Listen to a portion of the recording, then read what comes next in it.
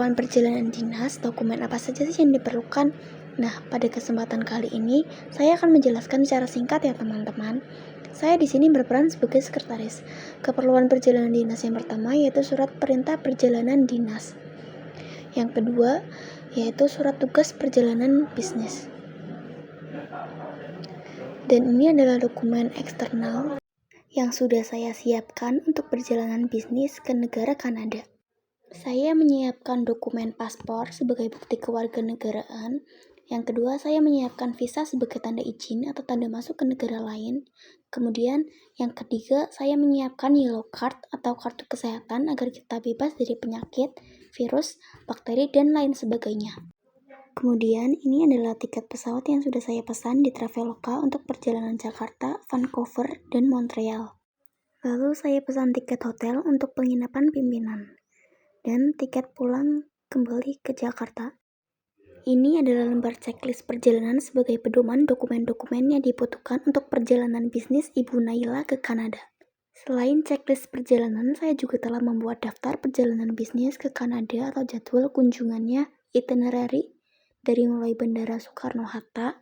Pesawat tersebut akan transit di Bandara Taipei. Kemudian, baru melanjutkan perjalanan menuju Vancouver, Kanada. Di sini ada beberapa kegiatan yang diikuti pimpinan dari hari Minggu sampai hari Jumat sampai beliau kembali ke Tegal pada hari Minggu. Lalu ini bukti foto wisata untuk berlibur pimpinan dan juga bukti foto tempat oleh-oleh yang pimpinan datangi. Ini adalah rangkaian perjalanan. Nanti pimpinan akan berangkat dari Bandara Soekarno-Hatta, Jakarta pada tanggal 24 November pukul 14.40 menggunakan China Airlines. Kemudian beliau akan transit dulu ke Cina. Di sana akan berganti pesawat. Kemudian dari Cina akan melanjutkan perjalanan ke Vancouver dan sampai di Vancouver pada tanggal 25 November pada pukul 18.20. Berikutnya ringkasan perjalanan untuk berlibur pimpinan ke kota Montreal pada tanggal 27 November pada pukul 8.40 menggunakan Air Canada. Lalu beliau akan transit di New York. Kemudian melanjutkan perjalanan ke Montreal dan sampai pada tanggal 28 November pada pukul 8.40. Berikutnya adalah ringkasan perjalanan untuk pulangnya. Pimpinan akan check out atau berangkat dari Bandara Montreal tanggal 29 November pada pukul 19.15 menggunakan EVA Air, lalu beliau transit 2 kali di Toronto dan Taipei. Kemudian melanjutkan perjalanan ke Jakarta. Kemudian baru sampai di Jakarta tanggal 1 Desember pukul 13.20. Setelah kita melaksanakan perjalanan bisnis ke Kanada, khususnya ke kota Vancouver, tugas sekretaris selanjutnya adalah membuat laporan perjalanan bisnis dan laporan keuangan perjalanan bisnis.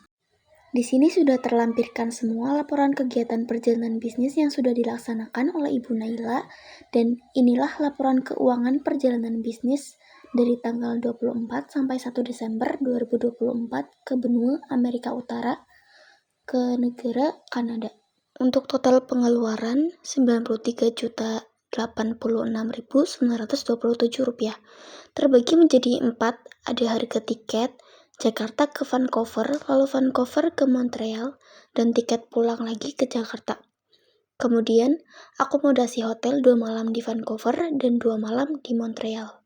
Kemudian beliau dari Jakarta ke Tegal menggunakan supir pribadi.